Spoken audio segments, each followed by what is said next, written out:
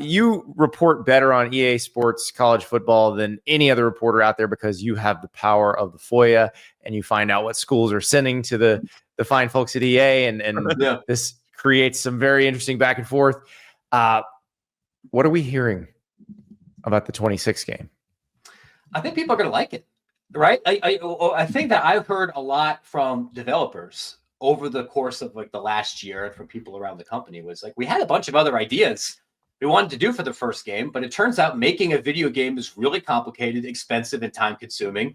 And we had fun ideas that we weren't able to completely get into this edition, but we might want to try and revisit for future editions. I think the one I'm allowed to say, and this is not me saying it's going to be in Football 26, but one of the ideas that was originally in the pipeline for the last game and that kind of had to get moved around are ways of how can we incorporate fan and message board culture into the video game, whether that's a tie-in with a company like yours or in a dynasty mode where if you get upset and then now here's like the digital version of like Hogville or Tiger dropping screaming at you, like that's part of the culture I think we want to celebrate too.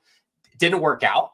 Maybe it's something you move on a little bit down the line. I would look at the first game, which destroyed every commercial expectation. And I think for most of us, we would say that was really fun, is that is kind of the proof of concept. And now you have a year of data and realize, okay, here are some of the gameplay wrinkles and issues that we had that we can try to fix. We spent like $1 jillion and all of these hours making the stadiums.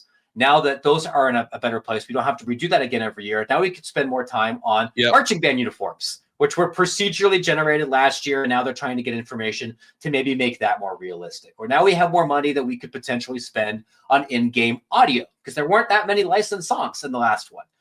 So I would expect a similar product, but one that where I think you're going to be able to see that there was more time and attention put into what happens after the game actually starts rather than just what it looks like on the sidelines and beyond. Yeah, I actually thought the game was great. For what they did. Like I play it regularly, and I think they did an amazing job. And I think they found a good way to thread the needle of making it what it used to be. Because the kids who grew up playing it, it felt like we were playing it again. At the same time, making it modern. I give them a round of applause for what they did, and I can't wait to see how it evolves from there. I remember having the conversation with some of the folks who make the game last year. You're talking about the licensed music because the in-game atmosphere is something they pride themselves on. Like they want you to feel like you're at that stadium. And, I'd asked about like one of the first things I did when they let me test it. Was Virginia Tech, right? Like, I want to see Enter Sandman. And then I'm hearing the music and I'm like, that's not Enter Sandman. And they said, we had to be pretty judicious because at that point they don't know how well it's going to sell. And some of these songs are incredibly expensive to license. So they got the Zombie Nation song, which can be useful everywhere. Like they didn't have Seven Nation Army, which would be useful in a lot of places. Like if you get Mr. Brightside, you could use that in Michigan. But these would be incredibly expensive songs to license. But now that it is a multi-billion-dollar franchise, I think they probably could. I would say you're probably not going to see next year's game sell as many units as this year's game did, unless it's ported to PC, which is not something I've heard anything about over the past couple of months. But even if it does 80% of the numbers, that's still an enormously successful commercial product, especially because the annual development costs will be a little bit lower. So you're right. That is one place where you can do it. One thing that I would expect, and this was something that was kind of mentioned to me a couple of times last year, is they want to get more NFL stadiums into the game. And make it easier to do neutral site events because EA already has those assets and has some of that stuff done. What else can we use that format in that makes sense to share into here? The other thing that I'll mention, just because I get asked about it every time I do any kind of show, is people ask, well, are we going to get a basketball game now? And what I used to tell people is probably not, because EA doesn't really make a high-level basketball game at the moment. And the previous college basketball games were discontinued because they weren't super commercially successful. And you had the litigation problems. And I'm not saying that there's going to be a college basketball game next year produced by either EA or 2K or anybody else. But I will say that in the licensing world and in the video game industry, there is more excitement and interest in finding ways to utilize college athlete IP beyond just this specific title, whether that's basketball, whether that's baseball. We saw this a little bit on the school IP side with MLB The Show this year with 10 schools, whether that's hockey or whether that's potentially completely different titles. These are things that were fun hypotheticals 2 years ago.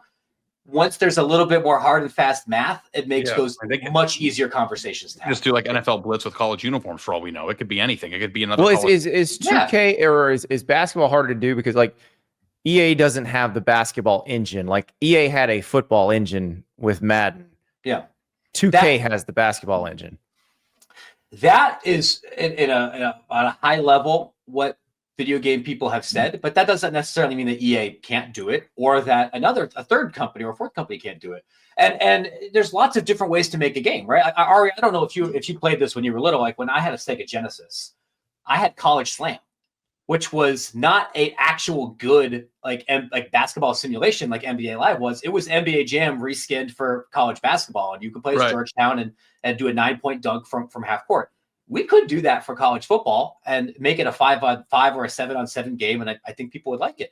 There's not a football manager for college football by a major studio. There's a couple of indie games out on Steam that do that, but a lot of people play Football Manager. I don't know if you guys do. I know a lot of your colleagues do, or play Out of the Park Baseball.